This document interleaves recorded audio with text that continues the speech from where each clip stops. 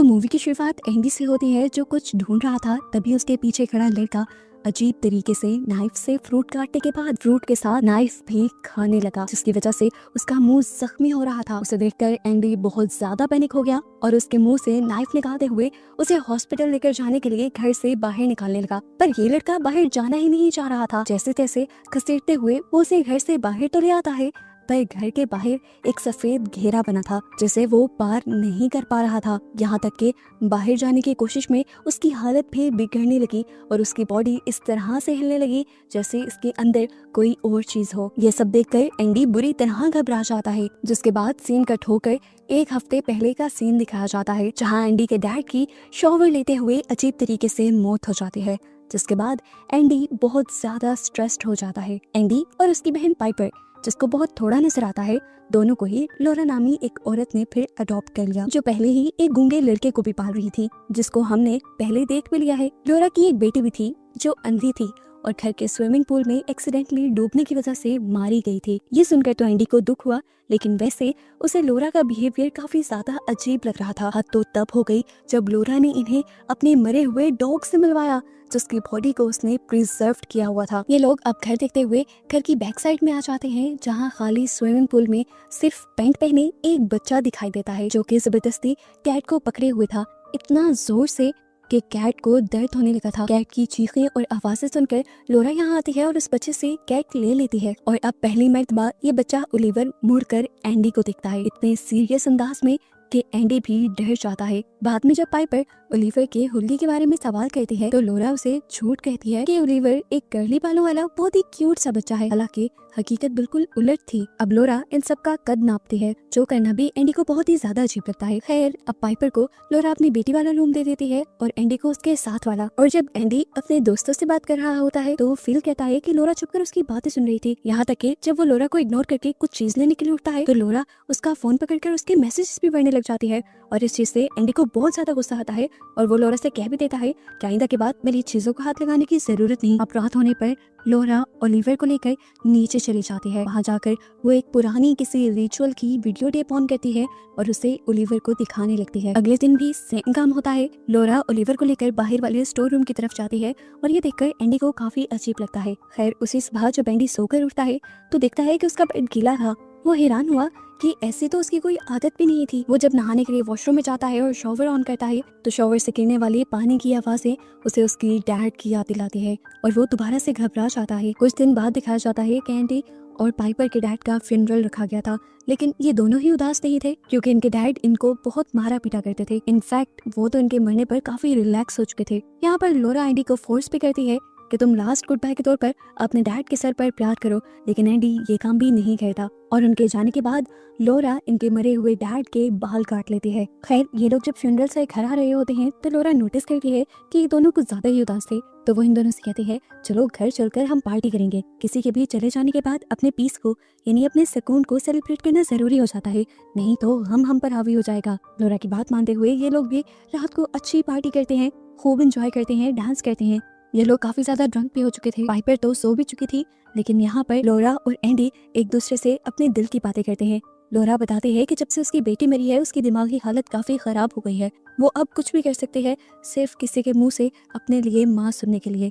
और यहाँ पर एंडी भी उसे बताता है कि उसके डैड बचपन से ही उसे टॉर्चर किया करते थे, इसी वजह से उसके डैड के मरने का उसे कोई गम नहीं हुआ, बल्कि वो तो अपने आप को काफी रिलैक्स्ड और आजाद फील कर रहा है उनके मरने के बाद। ये सारी बातें करने के बाद एंडी सोने चला जाता है और यहाँ पर लोरा एक बहुत ही अजीब काम करती है। वो एक कंटेनर में अपना यूरिन लेकर एंडी के बेड पर जाकर डाल देती है और अगली सुबह जब दोबारा एंडी उठता है तो देखता है कि बेड दोबारा गीला था और वो परेशान हो जाता है कि हर रोज ही वो ये काम क्यों करने लगा था।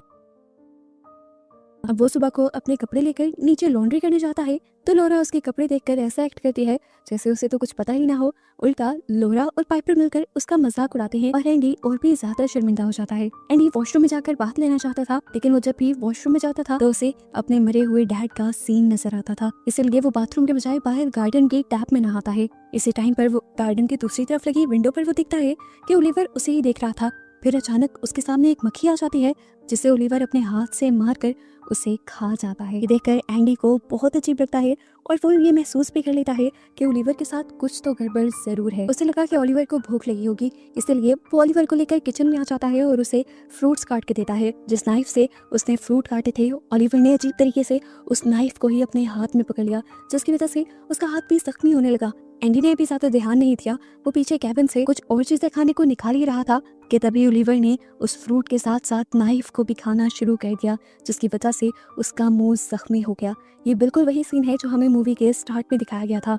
उसके हाथ मुंह से नाइफ छुड़वाकर वो जल्दी से घसीटते हुए उसे घर से बाहर हॉस्पिटल ले जाने की कोशिश करता है, लेकिन ओलिवर घर के बाहर बना सफेद घेरा पार नहीं कर पाता और उसकी तबीयत वहीं पर बिगड़ने लग जाती है। ठीक टाइम पर वहाँ पे लोरा आ जाती है और एंडी को दूर करते हुए वो डांटती है कि तुमने इसे घर से बाहर निकालकर बहुत बड़ी गलती कर दी। लोरा उसे बेसमेंट की एक रूम में ले जाती है और एक रिचुअल की वीडियो निकालकर वो ये रिचुअल ओलिवर पर करने लग जाती है। जबकि ऊपर हम देखते हैं कि एंडी उस खून से सनी हुई नाइफ को देखकर और भी ज्यादा खौफ में आ चुका था। एंडी ओलिवर की तबीयत पता करने के लिए जैसे ही उसके रूम के पास जाता है तो लोरा बाहर निकलकर उसे एक और मरतबा डांटती है और कहती है, खबरदार, तुम्हें कोई हक नहीं, ना ही इजाजत है उसके कमरे में जाने की या उसे कहीं भी लेकर जाने की।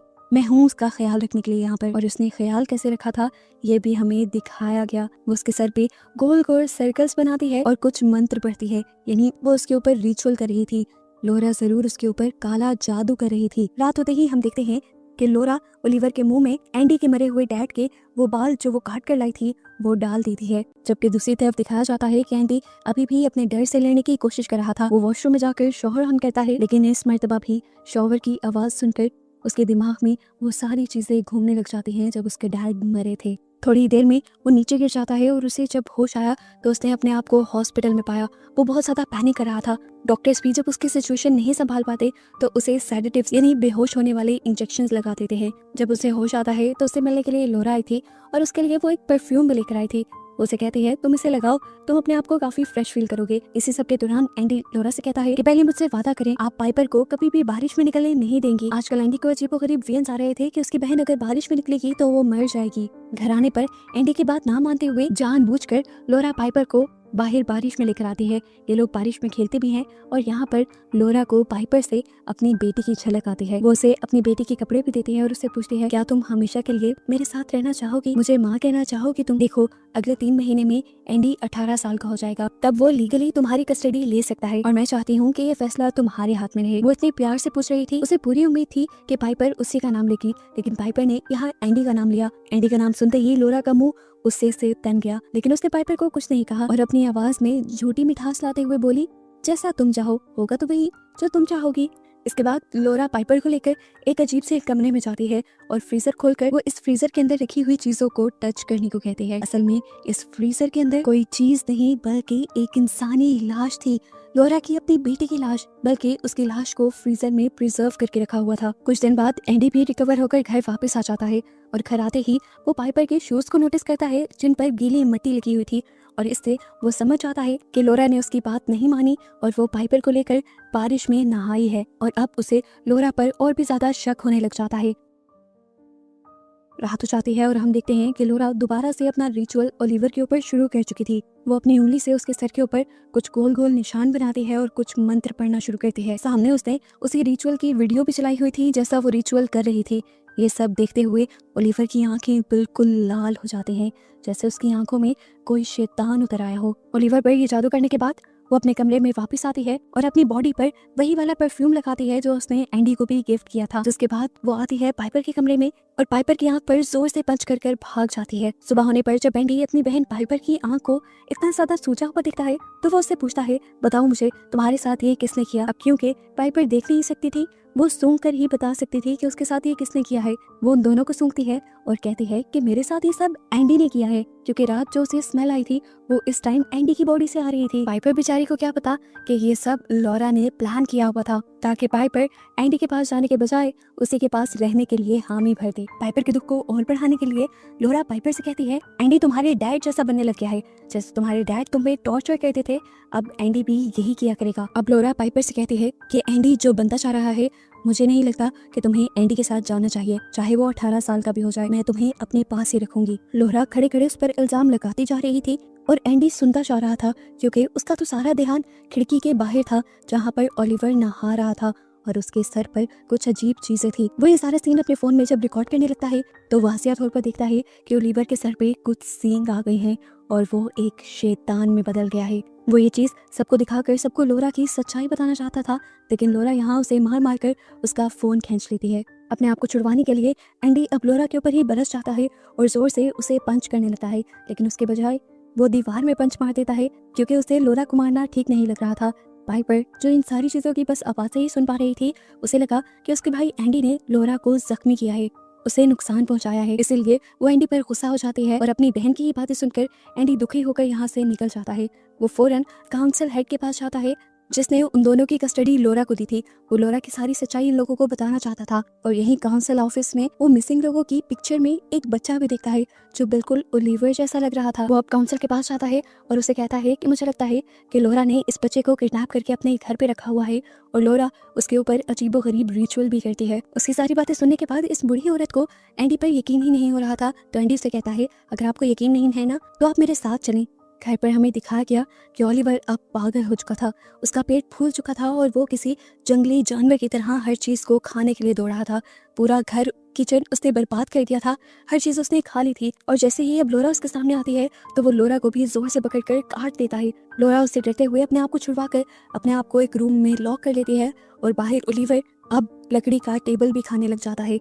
कमरे में जाकर वो अपने बाजू पर पट्टी करती है और देखती है कि ओलिवर अब उसके रूम के बाहर विंडो के सामने खड़ा था। वो इस विंडो पर कुछ मंत्र पढ़ते हुए गोल गोल सर्कल बनाती है और हैरानकुन तौर पर हम देखते हैं कि ये काम करने से ओलिवर उसके कंट्रोल में आ गया था। अब वो ओलिवर को लेकर एक सीक्रेट रूम में चले जाते हैं और यहाँ से एंडी अपनी बहन पाइपर को कॉल करता है ताकि वो उसे लोरा की सच्चाई बता सके और वो उसे वार्न कर सके अपने आप को बचाने के लिए।